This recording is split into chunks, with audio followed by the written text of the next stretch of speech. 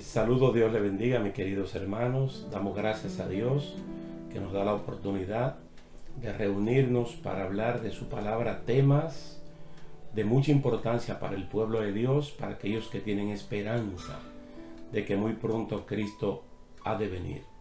Vamos a estudiar a partir de hoy el orden de los tiempos desde una óptica completamente bíblica. Vamos a estudiar lo que está pasando desde ahora hasta cielo nuevo y tierra nueva, como está escrito en la parte final del libro del Apocalipsis. Yo entiendo que a la persona le encanta mucho este tema, saber como el futuro de las cosas que van a ocurrir, y quisieran saberlo ahora en el presente, lo que va a ocurrir en el futuro. Y eso no está mal. El problema es que muchas veces la persona quiere desentenderse de las cosas del presente, queriendo saber las cosas del futuro, incluyendo cosas del futuro que tal vez no tienen que ver absolutamente nada con su vida. Nosotros, por lo tanto, vamos a hablar de este orden de los tiempos desde una óptica bíblica, tomando en cuenta el tiempo presente, que es un tiempo que, en base a Joel capítulo 2, verso 28 en adelante, nosotros le titulamos un tiempo de gracia, un tiempo de oportunidad y también un tiempo de bendición. Allí es que dice que en el tiempo en el cual nosotros estamos, todo aquel que invoque el nombre del Señor se puede salvar. ¿Por qué? Porque es un tiempo de gracia, es un tiempo de oportunidad. Entonces vamos a estar hablando inmediatamente de lo que se llama aquí el tiempo de la iglesia.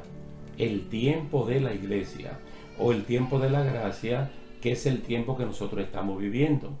Tiene que llamarse así porque la iglesia está esperando su arrebatamiento, su transformación, su traslado de la tierra hacia el cielo. Por lo tanto, si estamos esperando un traslado de la iglesia, deberíamos entonces comenzar a hablar del tiempo de la iglesia, de quienes la componen y del momento que estamos viviendo. El libro de Apocalipsis claramente en sus inicios a Juan se le dio una orden clara y precisa de escribir las cosas que has visto, las cosas que son y las cosas que han de ser después de estas, según Apocalipsis 1:19. Quiere decir que allí nosotros vemos francamente que tenemos los tres tiempos: el pasado, el presente y el futuro. Las cosas que has visto es todo lo que está en el capítulo 1, que es la revelación gloriosa de Jesucristo, en una dimensión que Juan el apóstol o Juan el amado previamente no lo conocía, aunque tuvo la experiencia en el monte de la transfiguración. De esa manera no lo conocía. Luego le dice que escriba las cosas que son y luego las cosas que han de ser después de estas. Entonces, todo esto nosotros lo encontramos en los capítulos 2 y 3 del libro de Apocalipsis. Usted mismo lo puede comprobar y se va a dar cuenta que están escritos en tiempo presente y que esto representa el momento más importante y el que uno debe enfatizar más del libro del Apocalipsis. De hecho, Apocalipsis tiene 22 capítulos y en el capítulo 22 hay cosas que no son proféticas, sino son al contexto que se dicen para que uno la tome como un consejo del momento. Pero la parte escatológica, que va desde el capítulo 4 hasta una parte del capítulo 22, yo quiero decirle que de eso no se ha cumplido absolutamente nada. No se ha cumplido absolutamente nada. Del libro de Apocalipsis lo único que se ha cumplido es el capítulo 1. Y los capítulos 2 y 3 están en progreso. Por lo tanto, no es bueno estudiar este libro dizque utilizando época del tiempo para asignársela a Éfeso, a Esmirna, a Pérgamo, a Teatira, a Sardia, a Filadelfia o a la Odisea. Apocalipsis 2 y 3 es un retrato de Dios en el momento actual que usted está leyendo la palabra. Es decir, es un retrato que se puede ver en el siglo II, en el siglo III, en el IV o ahora mismo. Es decir, las condiciones en las cuales se retratan estas 7 iglesias es la condición de la iglesia del Señor en cualquier momento que uno lo vea. Ahora, ¿cómo comienza el Señor diciéndole a Juan que haga lo que tiene que hacer? Bueno, en el mismo capítulo 1, verso 11, Él le dice, escribe en un libro lo que ves. Fíjese la manera también en tiempo presente que el Señor le dice lo que tú ves. Y en ese momento lo que Él ve es la revelación de Jesucristo. Está actuando, está en progreso, está en ese momento. Y le dice, envíalo a las 7 iglesias que están en Asia. Y ahí mismo le especifica a Éfeso, a Esmirna, a Pérgamo, a Tiatira, a Sardis, a Filadelfia y a la Odisea. Porque lógicamente en Asia Menor, que es la Turquía moderna, pues habían más de 7 congregaciones. Lo más probable es que entre todas tuvieran las características de 7 y el Señor escogiera estas en particular para enviar cartas que de verdad la está enviando a la iglesia corporativa de Jesucristo donde quiera que esté. Ahora uno se pregunta, en base a Apocalipsis 1:19, las cosas que has visto, las cosas que son y las que han de ser después de esta, ¿cuáles son las cosas que son? Muy importante. ¿Cuáles son las cosas que son? E inmediatamente vamos a encontrar la respuesta en los mismos capítulos 2 y 3. Son los mensajes a las 7 iglesias que están en los capítulos 2 y 3. Como dije al principio, todo está escrito en tiempo presente. Está en modo indicativo. Está en voz activa para que el lector se dé cuenta inmediatamente que estamos hablando de algo al momento, algo que está en progreso, que no está en pasado, que no está en futuro. Lo único que usted puede encontrar en futuro, en estos capítulos 2 y 3, son o las bendiciones o los castigos que Dios le va a dar a las iglesias que están mal. Haré tal cosa, te daré tal cosa. Pero el resto está en un tiempo presente. Entonces el momento actual de la iglesia, mire cómo Juan, el mismo escritor del libro del Apocalipsis, él lo recomienda en su primera carta. Usted sabe, una carta, una epístola universal titulada Primera de Juan. El capítulo 3, versos 1 al 3, tienen algo muy importante para nosotros. Y es muy llamativo la manera como él comienza este capítulo. Él dice, mirad cuál amor nos ha dado el Padre, para que seamos llamados hijos de Dios. Por esto el mundo no nos conoce, porque no le conoció a Él, es decir, a Jesús.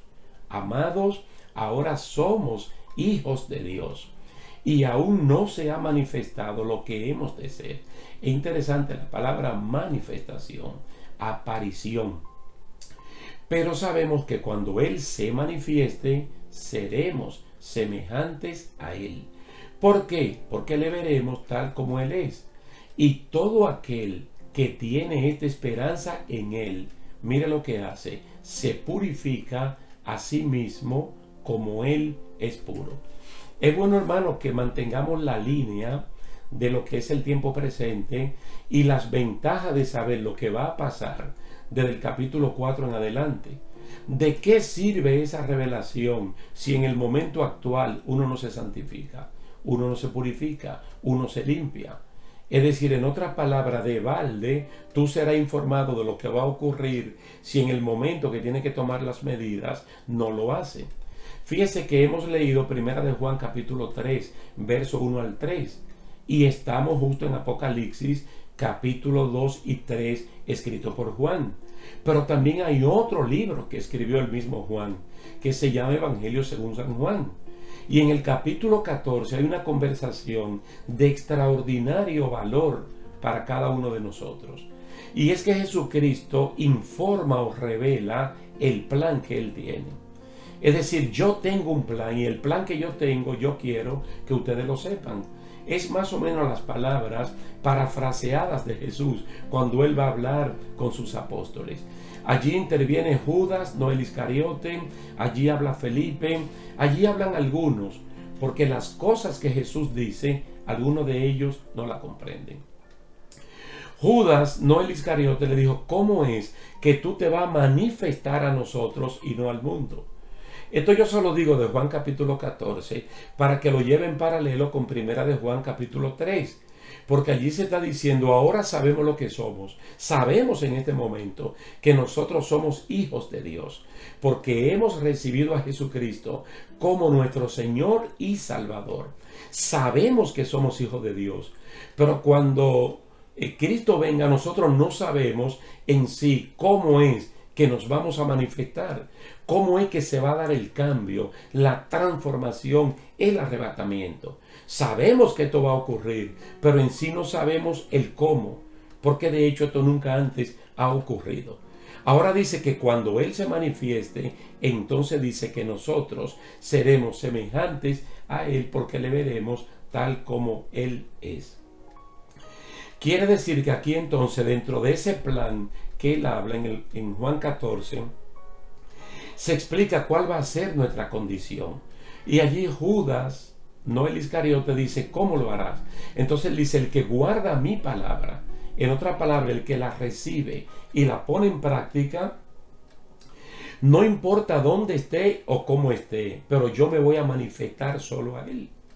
Ahí es que luego vamos a explicar lo de Primera Tesalonicenses capítulo 4, verso 3 en adelante, o Primera Corintios capítulo 15, desde el 50 en adelante. Cómo el arrebatamiento de la iglesia es un evento exclusivo, única y exclusivamente, valga la redundancia, para la iglesia, para quienes componen la iglesia. Entonces la iglesia que sabe que eso va a ocurrir, ¿qué es lo que tiene que hacer? Dice: purificarse como Él es puro. Si tienes esperanza, si en ti reside la esperanza de que Cristo viene, tú tienes que marcar diferencia con un mundo de pecado, con un mundo contaminado, y purificarte como Cristo es puro. Es decir, no como un hermano de la iglesia es puro, no como los héroes de la fe fueron puros, sino consagrarte, santificarte como Cristo es puro. Es decir, ver a Jesucristo como el modelo.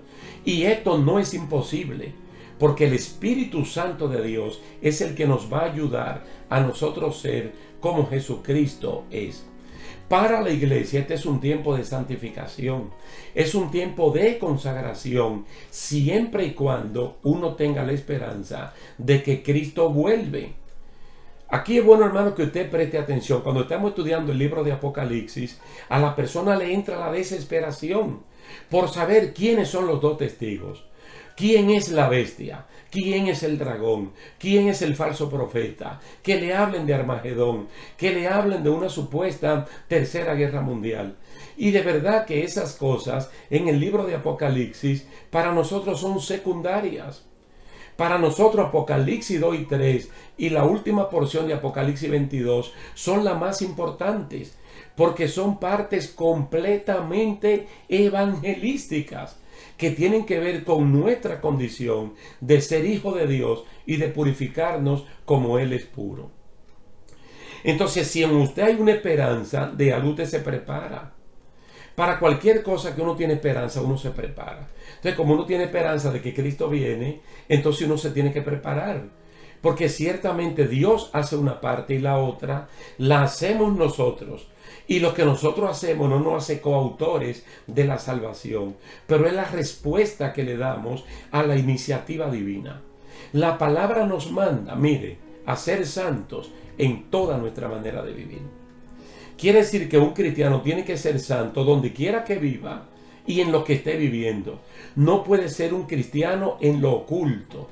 No puede ser una luz que se enciende y se coloca debajo de la cama. Entonces tiene que ser santo en toda la manera de vivir.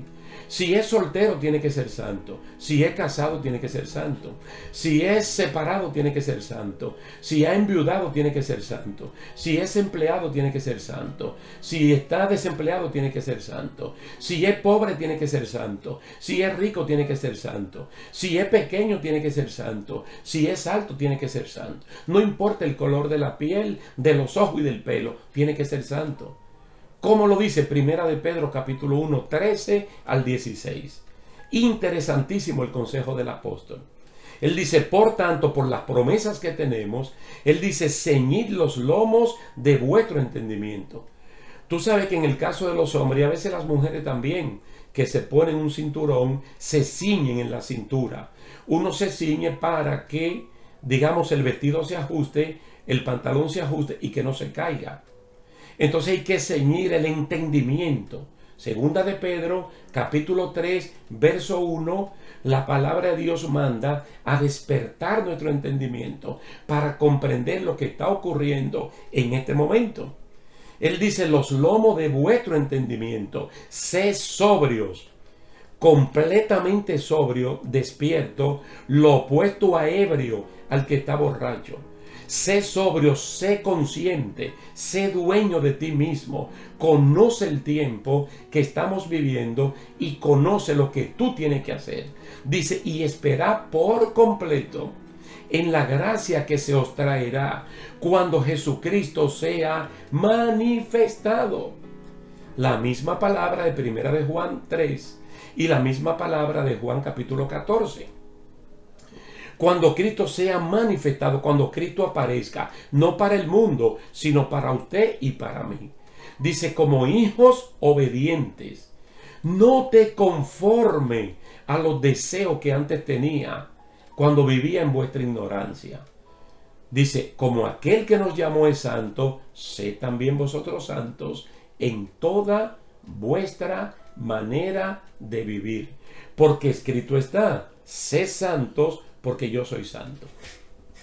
Se da cuenta que cuando Cristo venga a buscar su pueblo, Él lo que viene a buscar es gente santa, gente apartada, gente que están en el proceso de la santificación.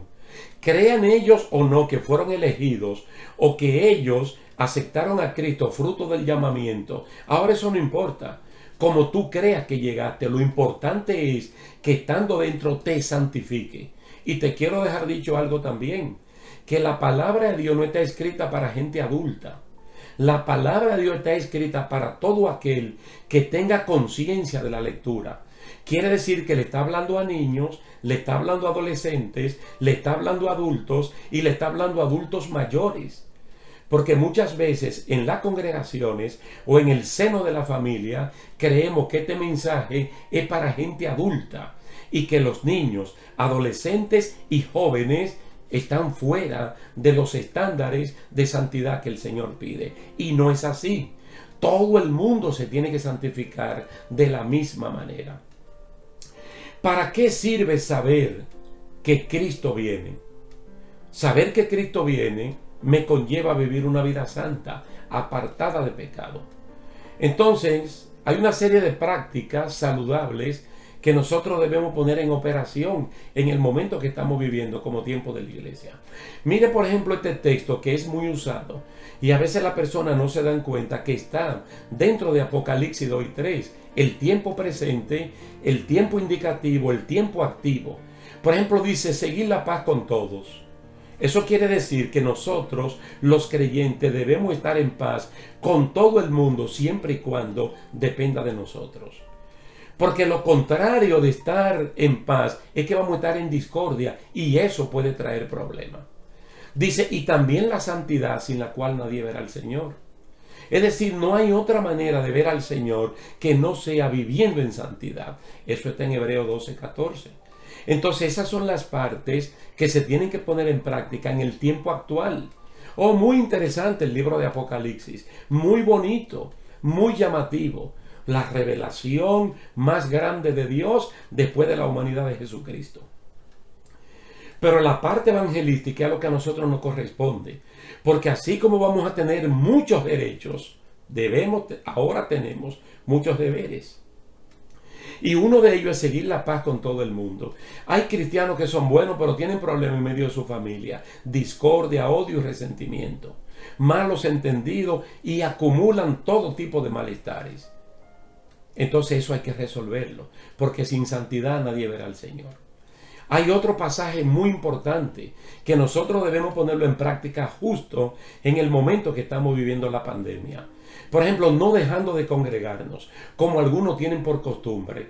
Dice, sino exhortándonos unos a otros, mucho más a ver que el día del Señor se acerca. Congregarse estimula la santidad y nos ayuda a ser más santos cuando vemos que el día del Señor se acerca. Por ejemplo, hay muchas iglesias que ahora mismo se están reuniendo de manera virtual. Otras lo están haciendo de manera presencial. Y otros están combinando ambos sistemas.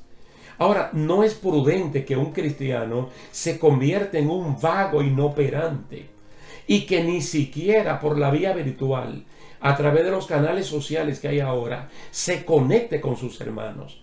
De una manera virtual puede ser una manera espiritual para poder crecer juntos. Pero si no está el impedimento de la pandemia, entonces todo cristiano debe congregarse en su iglesia de la cual es miembro. El 100%, a menos que tenga un problema de imposibilidad física como una enfermedad. Entonces la iglesia debe llegar a su casa. Pero la Biblia nos manda a congregarnos cuando entendemos que la venida de Jesucristo está, pero muy cerca. Fíjense, si este es un tema de capital importancia para la iglesia, que cuando el apóstol Pablo le está hablando a los efesios de cómo deben ser las relaciones entre marido y mujer y cómo deben ser las relaciones entre los padres y los hijos, fíjese el consejo que le dan a los hombres casados que son cristianos, cómo deben tratar a sus esposas. Y la manera como el esposo debe tratar a su esposa es la misma manera como Cristo trata a la iglesia. Dice, así como Cristo amó a la iglesia. Oiga, se entregó a sí mismo por ella para santificarla. Hay que tener esto bien claro. Aquí no está hablando para prosperarla en bienes materiales, para colocarla como una celebridad. Dice, Cristo se entregó por ella para santificarla. Dice, habiéndola purificado por el lavamiento del agua, por la palabra. Fíjese todo el esfuerzo que hace Jesucristo a través de la palabra y a través del Espíritu Santo para santificarlo a usted y a mí, que somos miembros importantes, militantes de la iglesia de Jesucristo. Dice, a fin de presentársela a sí mismo. Es decir, Él está trabajando en usted y en mí como iglesia para que en ninguno de nosotros haya ninguna tacha, ninguna falta. Una iglesia gloriosa que no tenga ni mancha, ni arruga, ni cosa semejante, sino que fuese santa y sin mancha. Efesios capítulo 5, verso 25 al 27. Entonces todos los pasajes y muchos más que hay, que nosotros podemos leer y estudiar y discutir en este momento, en esta primera parte del orden de los tiempos, tiene que ver con el momento actual. E independientemente de la misión que Dios nos pide, de predicar el Evangelio a toda criatura, de recibir el Espíritu Santo para ser testigos de Cristo en todas partes, en términos particulares, en términos personales, Él nos está pidiendo que nos santifiquemos, que nos purifiquemos, que nos limpiemos, siempre y cuando tengamos la esperanza de que Jesucristo viene a buscar su iglesia. Y en base al estudio completo de Apocalipsis, yo le puedo asegurar de que Jesucristo viene porque viene, de que es imposible que su palabra falle. Entonces, como es seguro que Él viene, nosotros también tenemos que asegurar que nos vamos con Él. En nuestra próxima sección vamos a estudiar entonces lo que es el arrebatamiento de la iglesia, lo que es la venida de Jesucristo por su iglesia. Entonces nos vamos a dar cuenta que por la iglesia que Él viene es una iglesia santa y sin mancha. Entonces, ¿de qué lado tú vas a estar? ¿Del lado que potencialmente se puede quedar por un descuido enorme de no santificarse, de no purificarse, o de aquellos que toman en serio de que Cristo viene y no hay una segunda oportunidad para yo irme en el arrebatamiento de la iglesia? Así que lo vamos a dejar hasta aquí, dándole gracias, gloria y honra a Dios y también a ustedes por la atención prestada. Dios le bendiga, Dios le guarde y hasta la próxima.